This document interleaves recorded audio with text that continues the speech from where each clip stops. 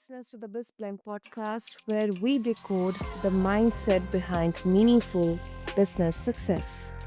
I'm your host, Sana, and today we're diving into a conversation that's both personal and powerful, the connection between mental health and business performance. Listeners, we live in a world that rewards hustle but rarely honors wholeness. What if the very pressure that drives performance is also what disconnects us from our potential? Now, to help me unravel answer to this question and further more discussion on this, I have a guest who knows this struggle deeply. Listeners, meet Grace Najean. She is a transformational leadership strategist and the creator of the Soulfluence Method.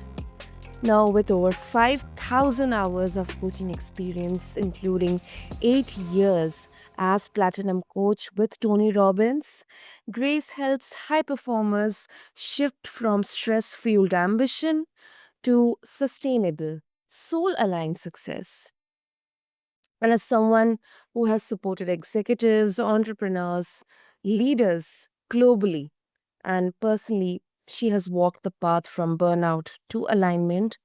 Grace brings a rare combination of strategic brilliance and spiritual depth.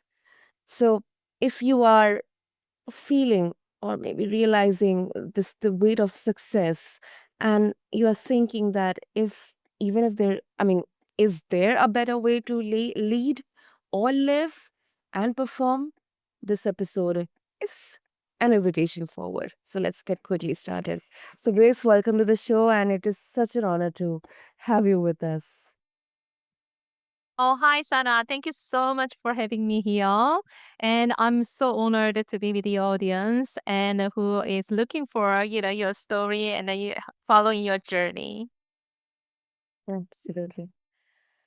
That is great. So, Grace, before we talk about the topic, let's start with your journey.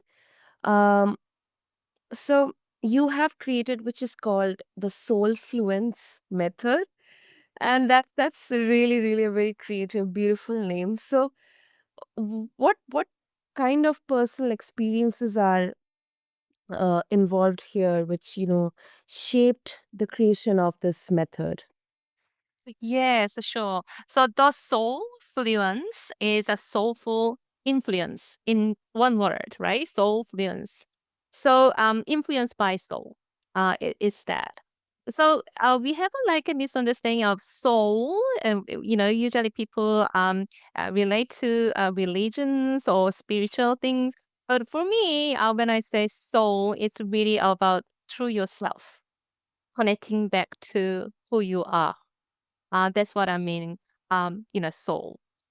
So my journey is just I'm just an ordinary woman over 30 years as a wife and then 20 years as a mom and who had just lots of experience, life experience.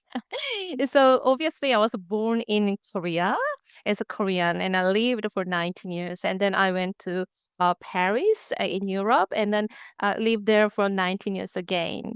And then I'm now living in Australia in Perth since 17 years. First part of my life was I was a professional pianist. So I played the piano 3 to 6 hours every day. I mean, every day, right?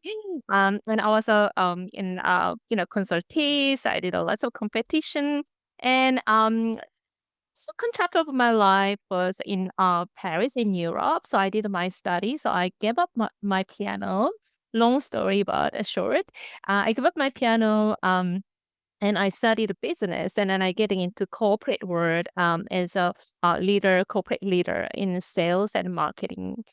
And at the end of this period, in Paris, we had our daughter in 2003, and then that changed really my perspectives in life. And then we choose to come to Australia for a better lifestyle and life balance, I would say. And I became a coach. So that's how my journey started. Coaching is not really about, you know. how can I say, the job or profession for me, because coaching brought me so much into my life. So I became better person, better mom, better wife, better friends, so therefore I can serve others, to and share my journey, to support them, to be better version of themselves. So the Soulfluence is, I've been, as you mentioned already, I've been in this personal development journey over 12, 13 years now. And I Mhm. went through, all over. I was a Tony Robbins coach. I did a spiritual journey with the Oneness University in India. I did a Vipassana twice. I did a TM meditation. I did, name it, Mind Valley programs. And lastly, Dr. Dispenza. So I did all his, retreats. Well, it's like, I see the people coming back and back and back and back. Like, what's going on, these people, right? Um, what are they looking for? And then why do they come back all the time, right? Um, and I found out that it is amazing to have a transformation, but when they go back into their own life, because their environment is not changed. It's the same husband, same wife, right? Same family, or if you are single, same colleagues, same street, same house. So it is very difficult for them to maintaining that transformation and then getting into that soul, state. Uh, so that's why I created this Soulfluence method of integrating. I think it's not anyway for my clients. They're all high achievers and already experts in what they're doing. What's missing is just integrating. So knowing something and doing something is different, right? So they're so intellectual. They are so, how can I say, smart people. So they understand everything and they want to learn and learn and learn. But when it comes down to doing it, sometimes it's so simple. They don't do it, right? Um, and they just keep going, suffering. So here you go. That's a little bit short and long introduction. No, that is so great. And yeah, I mean, uh, this is a kind of journey, self-realization is there, self-awareness is there.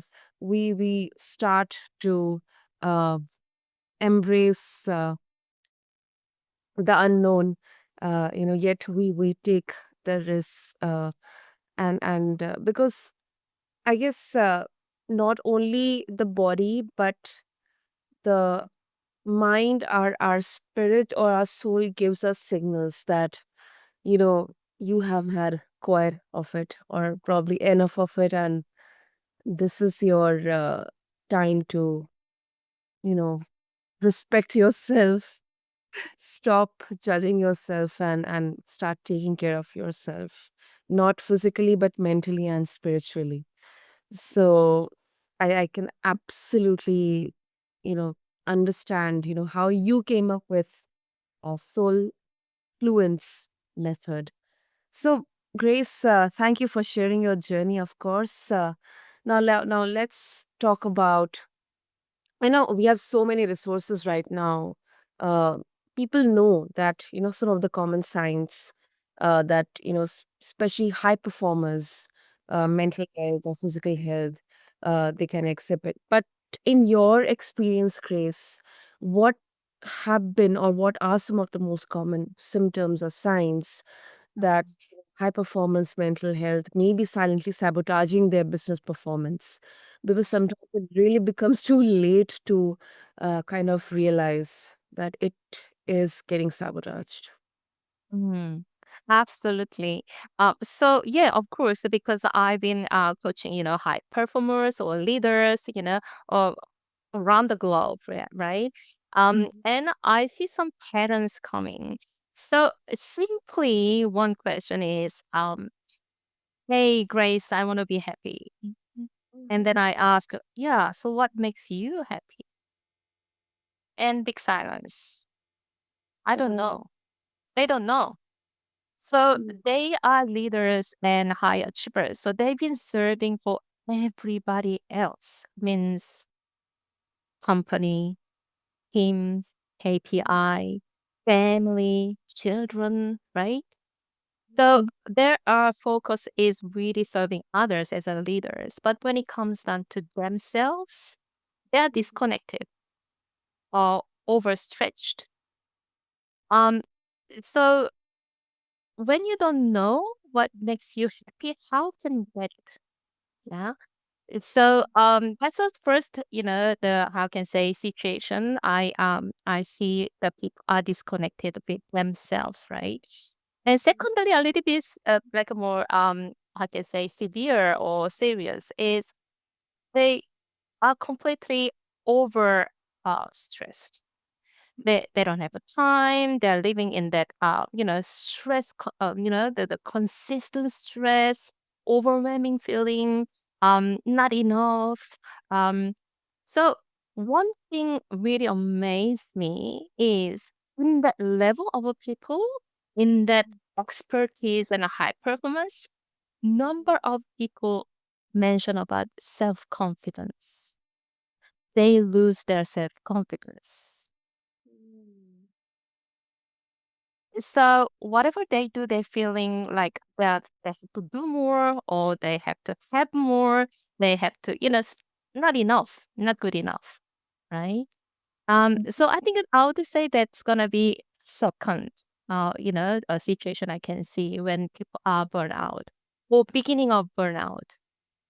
The thing is, this burnout is a topic nowadays. But if you talk about it like a scientific way, there are many ways you can explain it, right? Neurobiologically, response, typically fight or flight. So if you keep doing this stress, that chronic stress, really keeps us in a sympathetic state, right?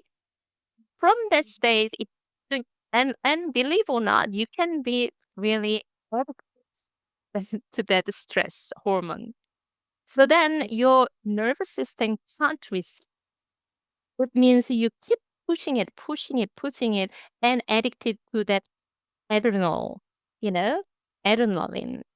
So then your brain becomes a brain fog, or an emotional or dehydration, I would say, right? So that's one way we can explain. And as I did like a Dr. Dispenza's work, it's the same thing. He advocate about that survival mode, because you have that stress based thinking all the time, all the time, right? I think it's a similar way to explain it, but he more focus on a present moment and awareness, higher consciousness. So therefore, you can have access to that higher order thinking, right? Third one is a quantum physics perspective. So, according to quantum theory nowadays, our thoughts, emotions, and energy fields are not separated. The frequency we operate from influence not just our mood or our behaviors, but the outcomes we create. So that's how scientifically we can explain about the burnout situation. But for me, it's more about the soul. So when your soul is out of alignment, for me, that's where you have that burnout. Mm. So this morning, I had a client. She has the symptom of MS attack. So that multiple sclerosis, right? So she has that vision problem. She sees double visions usually. When she accepted being disability because of that, and she presented herself as a disability or ability person. And so I said, "Oh yeah, what happened to you?" And then she said, "Just MS attack. There's no accident, physical accident, nothing, right?" So what happens? It's a long way. She's a very spiritual person, and she has a very, very strong soul, her personality and values, right? But somehow she moved from that South America, very spiritual land to Australia when she lives here since 20 years. And she has that, how can I say, the duality of vision of herself. So I could see when I have a chat with her, one moment she goes into her heart, becoming such soulful and passionate and then loving person. And suddenly she switched in her head becomes, oh, I need to manage this, I need to have this, I need to have this much money, financial balance and all these things. Yeah. So it's a really switching between that heart to heart to brain, right? When your body is really representation of your soul. So when she's having that double vision, it's not only her physical symptom. That's what's going on in really in her soul. Because she is not aligned. She's traveling between two worlds, right? What we call matrix and out of matrix. Yeah. So for me, like most of people, Mhm. especially the spiritually or higher consciousness like a leaders who want to serve other people, they are all conscious about that, need to be aligned with yourself, but they don't know how. And especially even if they know because they did a personal development or retreats and all that, but they still play the game of the matrix. Okay. So it's more about the way the soul uh feels kind of empty or hollow, uh or kind of almost I mean, I shouldn't use the word within, but because I have personally gone through that experience, like dead within. Mhm. Hmm. And Yeah. Mhm. Yeah. Go ahead. Yeah, please, no, please go ahead. Please go ahead. Yeah. So that emptiness comes because you're not you. You're Mm. empty. Yes. Y- So for me, burnout isn't a time problem. It's a Mm-hmm. who's problem. So most of people not tired of doing too much because you can't if you're passionate, you love what you do and you're creating something, you can't be tired, right? But I think most of people are tired from doing what's no longer aligned with themselves.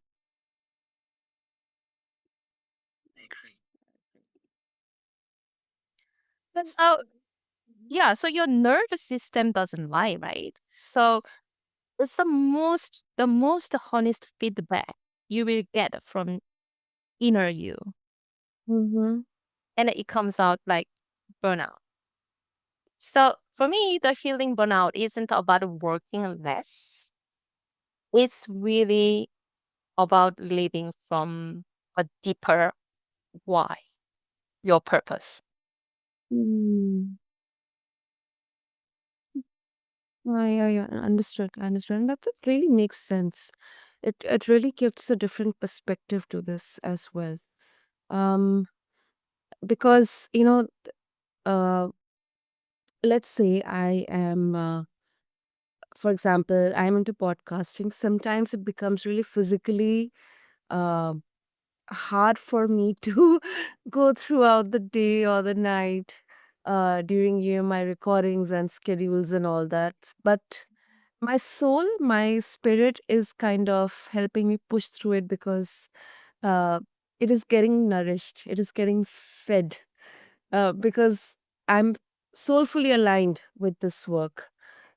Even if my body is feeling tired, my mind is saying, okay, let's just take a quick break. I cannot continue right now. But still, I'm getting that energy. No, okay, fine. Let's just finish this because this is important.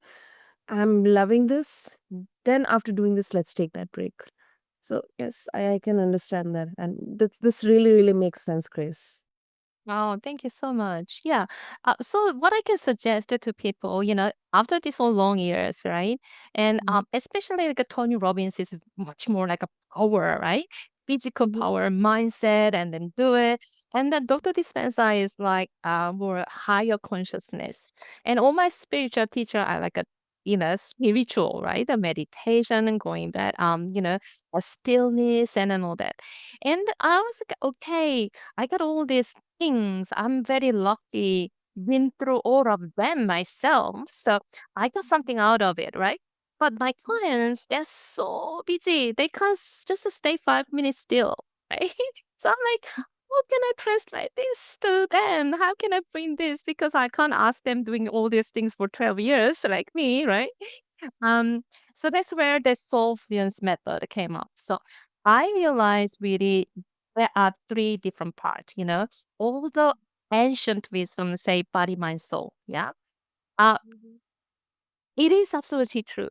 And my like a translation of that is body is not only body energy, like a physical muscle energy, but it's really, especially like in Indian culture we call chakras, right? Or energy centers or prana work, kundalini, right? So it's really about we have the different energy center. For me, it's more like a mechanic energy centers rather than spiritual or the how can I say muscle. So there are seven centers of your body. You need to align and open because most of people like some centers are stuck by their past experiences or trauma or even little things, can be really impacted that are, different centers. So that alignment of the center energy, that's one thing. That's what I call body, which is the vessel. I call it a vessel to navigate you. Body is a temple, and for me, the body is the vessel. And the second part is really that mind. So the second part is that mindset, what I call the compass. Yeah. So mhm, that compass, the clarity. Most of people, when they are burnout or overwhelmed, they don't have the clarity, yeah, especially because they're too much in their head.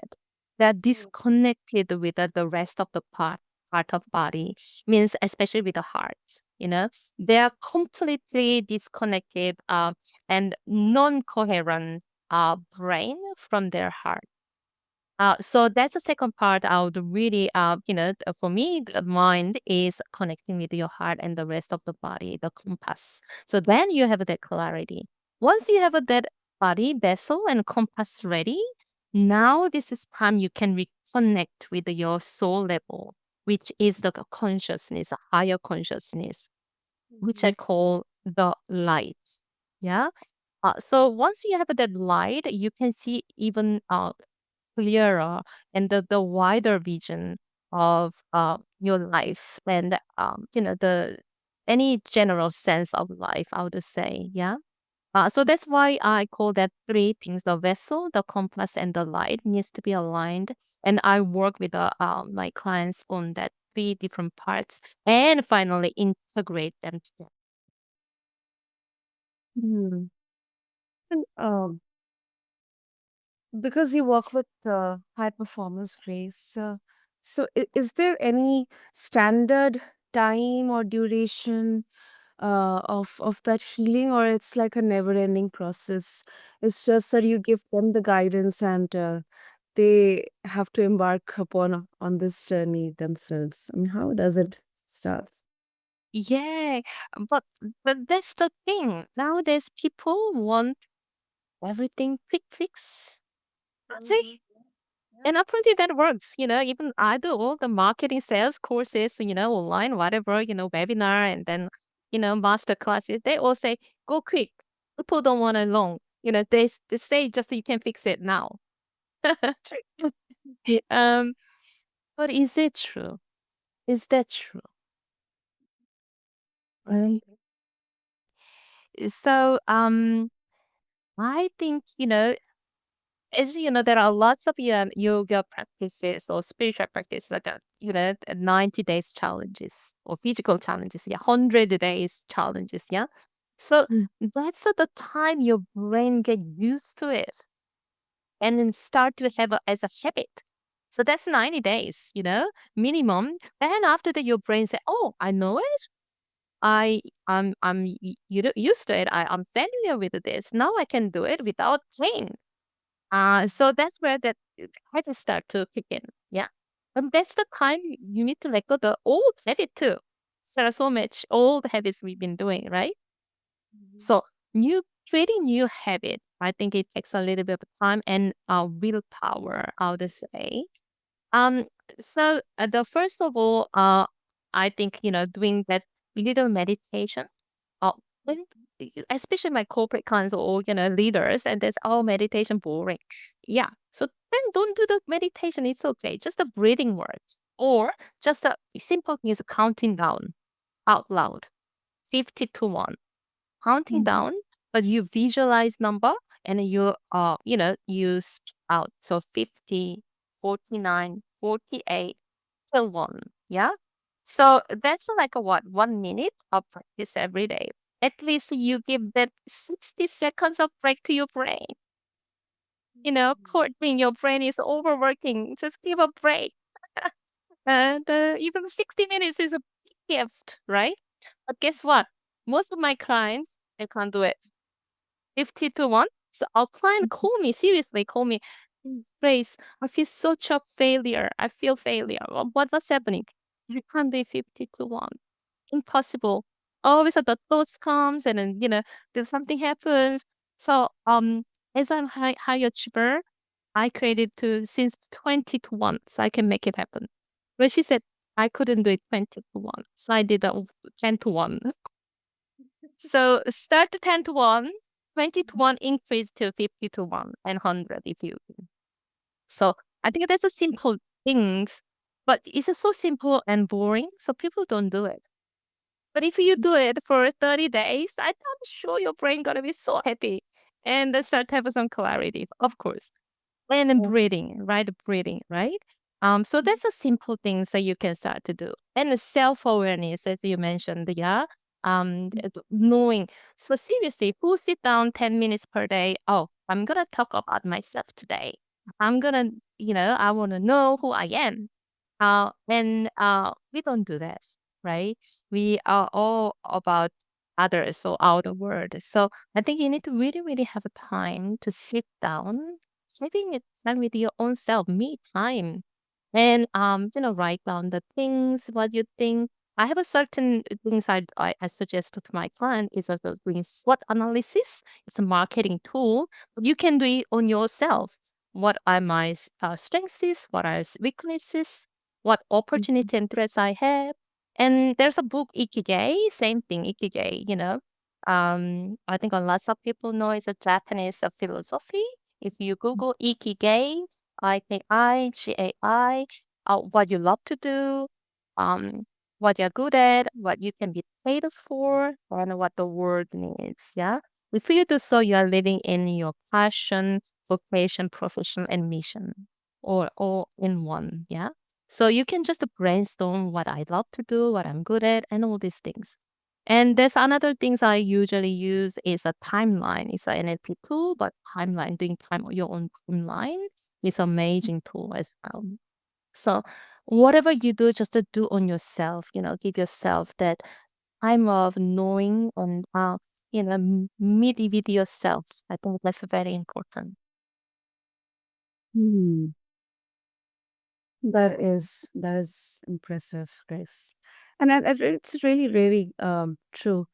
But um, again, there will be skepticism, especially from the business context, uh, for this that business performance it requires grit and mental toughness, which yes, I also agree, but not emotional vulnerability because you know uh, it makes you weak or you seem like weak as a leader, as let's say a performer, a high high achiever.